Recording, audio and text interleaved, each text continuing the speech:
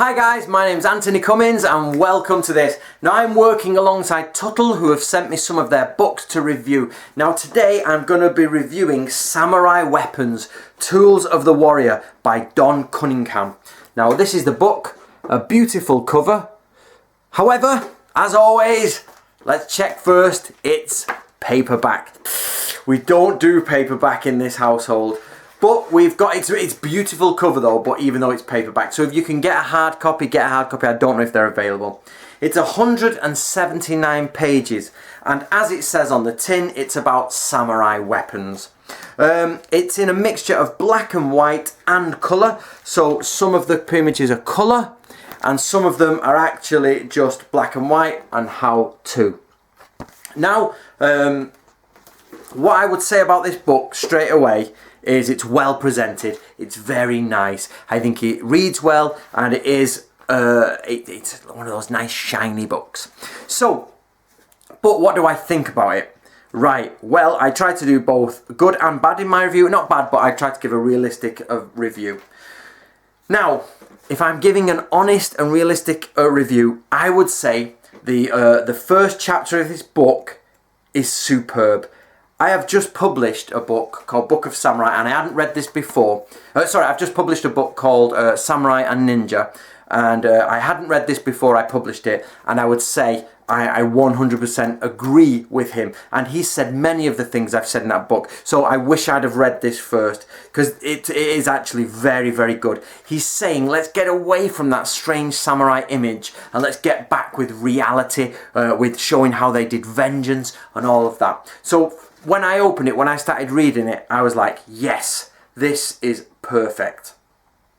So, second chapter is about improvised weapons, and he starts to talk you through the different types of weapons. So for example, inside some of these type things where you have like the tobacco tube and how to use them as a samurai. You can carry them, I think in English it's called the grey man, where you use those things around you to hit the enemy. So, but let's get past improvised weapons. Things like the fire tools, look at that. That is beautiful. So the fire tools for pulling down screens and houses. You can use these for, you know, killing people. But next is chapter 3 is hidden weapons. So these are weapons hidden inside of other things. The classic famous one is the fan with a knife inside of it. It looks like a fan from the outside, but it's not. He also, just so you're aware, handheld weapons. Look, beautiful colour inside. Just so you're aware, it gives you all the names of each of the weapons. So if you're a Japanophile who loves the terminology, get on it. You know, if you really enjoy the Japanese language section of it. Again, this one was very interesting. This was actually used in America, and he was saying how it was brought over by the Japanese, and it was used by American forces, the law enforcement, and they'd actually taken it from Japanese, and they actually it's actually got the word Yawara school, Yawara being the old type of jiu-jitsu and combat, so which I never knew. You know, he does give some how-to, you know, within the books. Then he goes through a series of tying, you know, where you do the knot tying and tying people up. He actually has some how-to as well on there. Just let me get... Right, chapter 4 is the fans.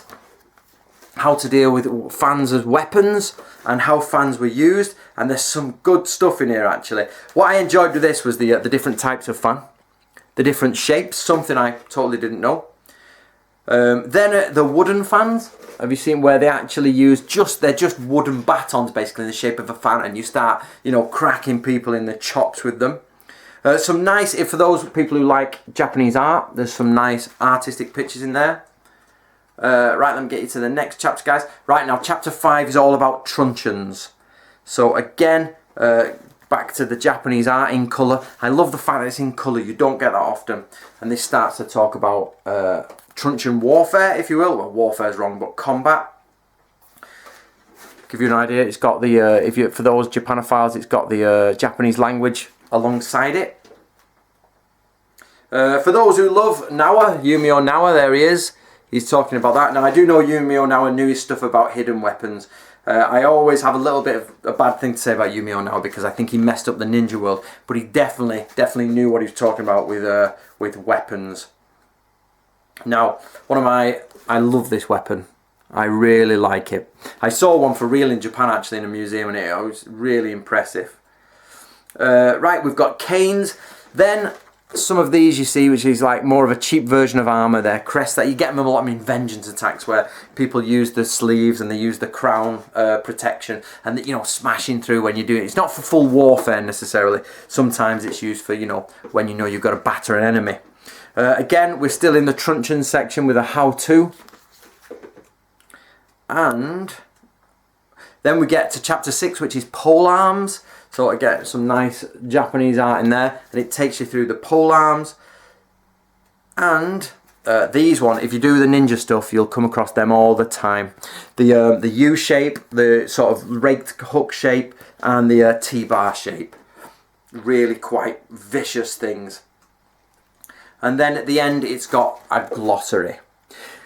Now, so I've just give you a quick run through of that. I'm not going to go into specific details simply because that's the point of buying and reading the book, but I wanted you as a viewer on YouTube to be able to see inside the book, and it is a lovely meaty book. It's got lovely colour pictures, and if you basically love samurai weapons, then you're going to be feasting on this. I myself am not overly interested in hand-to-hand combat. I prefer the tactics, the shinobi, and the, you know, high-end elements.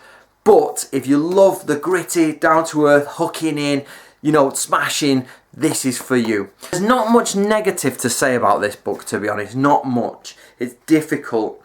The only thing I would prefer from samurai weapons would be more battlefield stuff. I think this tends to focus on the more civilian, like fans that are, clubs in the shape of fans. If I was to buy samurai weapons, tools of the warrior, I would be expecting like proper warfare, you know, really on the battlefield stuff, which is not. This is more civilian stuff, so which is my only real qualm about it. So I would like to see Don Cunningham do samurai weapons, tools of the battlefield, and a different one with all the battlefield stuff. So Don, if you're watching, get the tools of the battlefield out there.